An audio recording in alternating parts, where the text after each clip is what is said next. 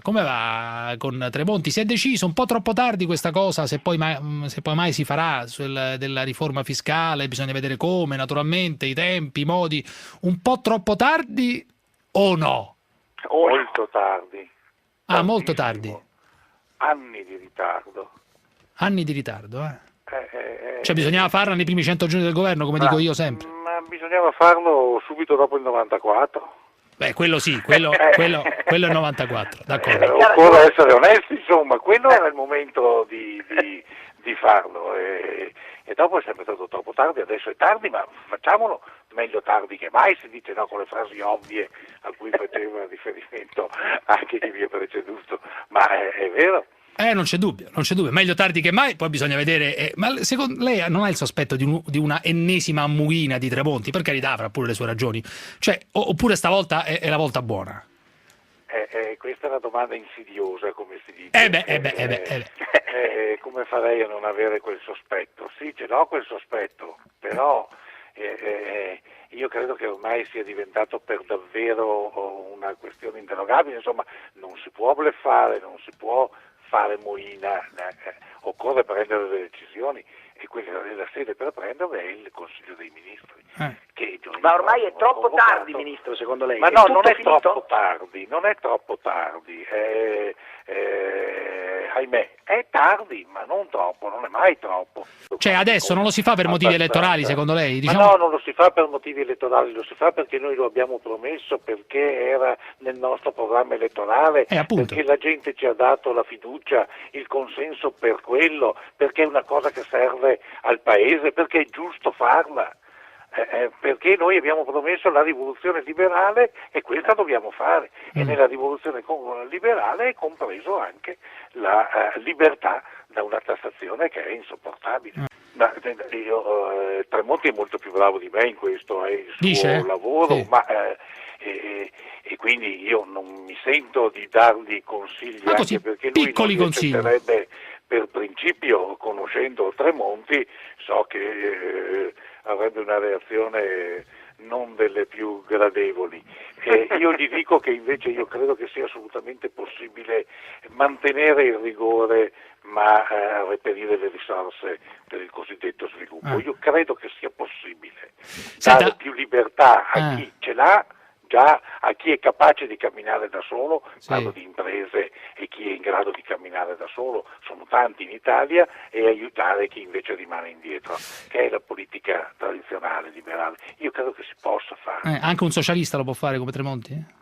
Ma non dipende tanto ci sono socialisti assolutamente liberali, socialisti che lo sono molto meno. Tremonti non è un uomo convinto che riducendo le tasse si riduce l'evasione fiscale e lo Stato incassa di più. Dunque deve vincere se stesso. Di questo. Deve vincere se stesso per fare questa riforma. Deve fare una forzatura, forse come scriveva oggi su qualche giornale, forse non è giusto che sulla stessa persona, non è opportuno che sulla stessa persona si accumulino tre compiti: prendere i soldi agli italiani, investirli e redigere il bilancio. Sarebbe meglio tornare ai due o tre ministeri separati? Io ho il sospetto di sì, io credo che la funzione di prelevare i soldi e quella di investirli siano troppo distanti e che non si possa concentrare tutto il potere economico, che è quello reale, nelle mani di un solo ministro. Ma Berlusconi ci sta pensando? Non lo so, spero di sì,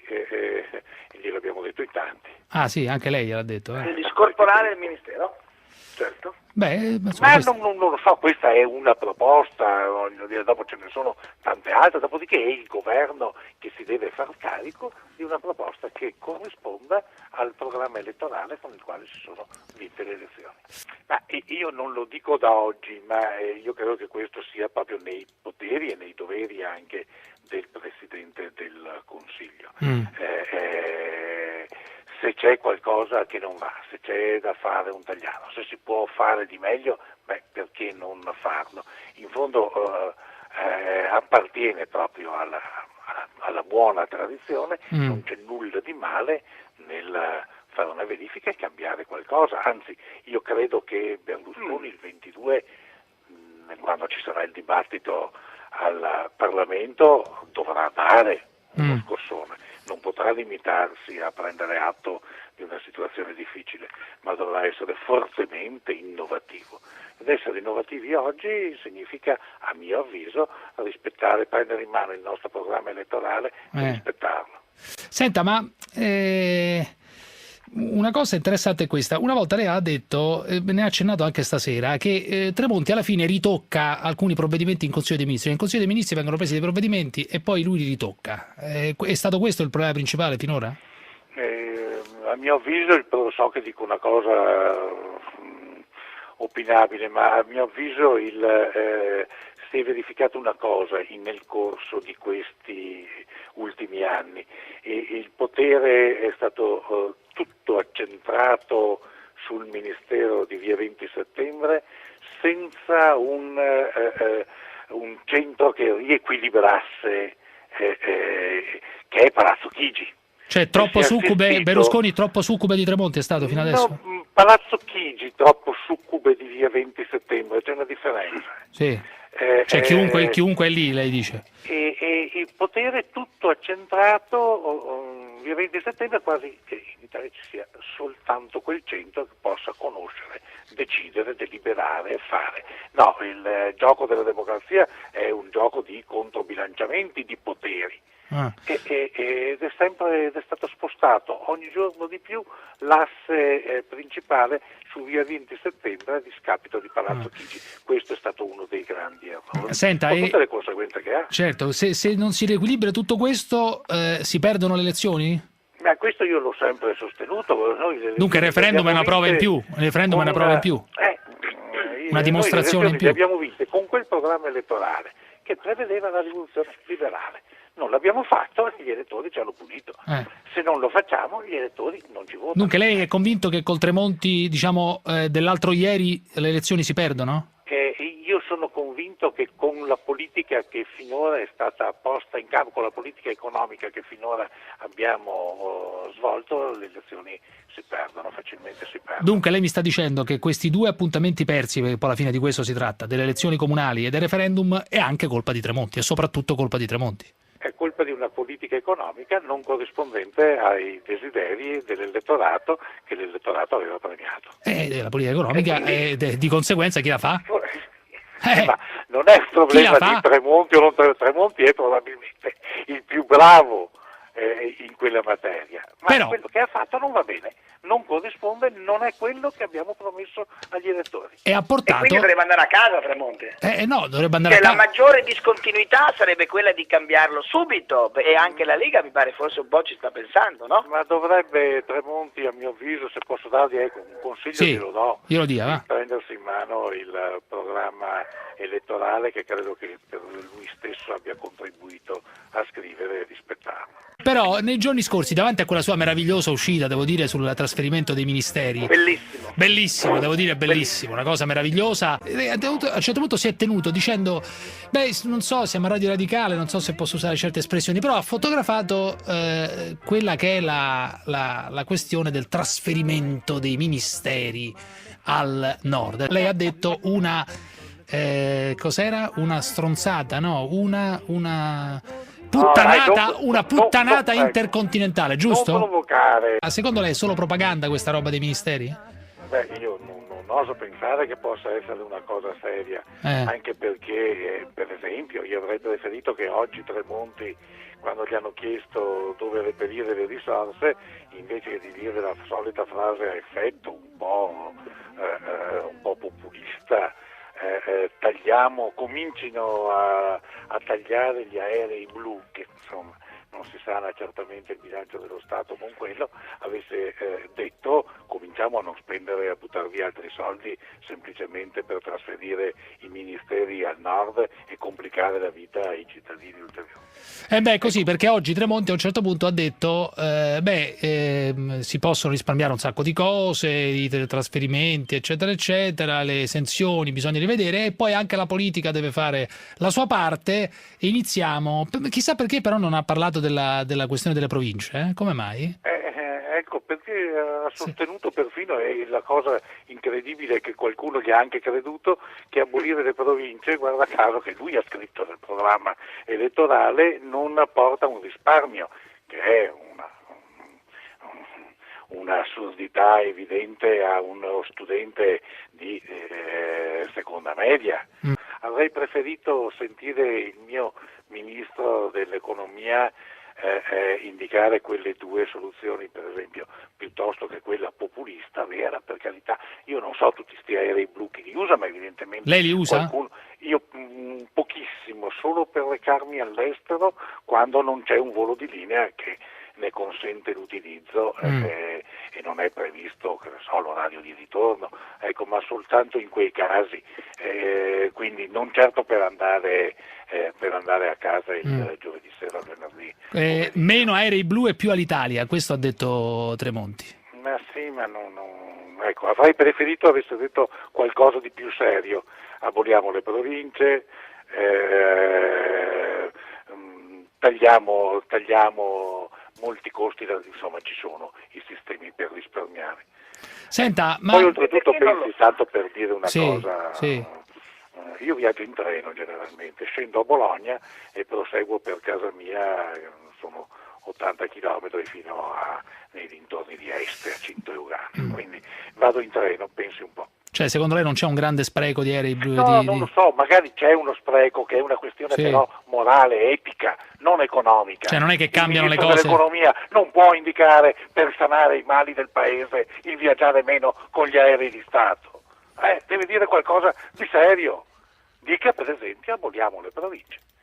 Dica per esempio togliamo i poteri straordinari che tutte le emanazioni degli enti locali hanno.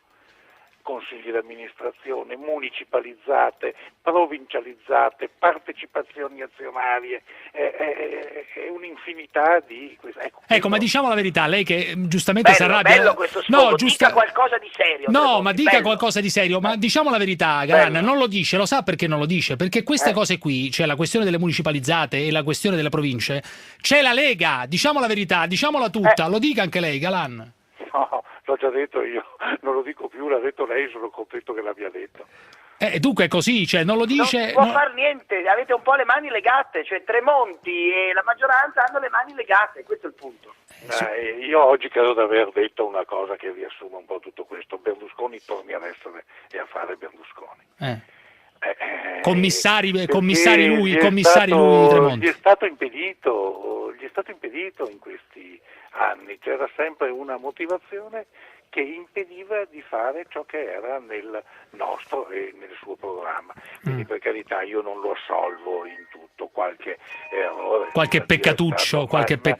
Ma insomma, ne sono stati, ma l'errore determinante è stato quello di non riuscire a mantenere le promesse che si erano fatte.